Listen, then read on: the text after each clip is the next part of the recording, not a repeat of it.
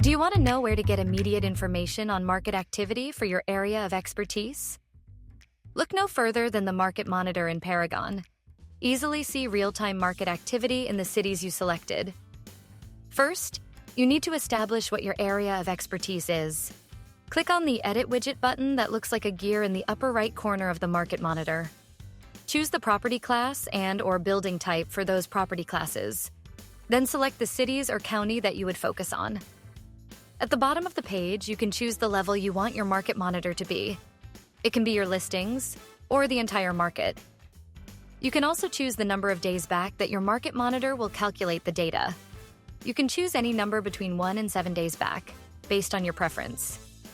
Once you've saved your choices, you can click on any number in the Market Monitor to see which properties are in that category. And there you have it. You know what the Market Monitor is and how to use it. Thanks for watching, and see you in the following video.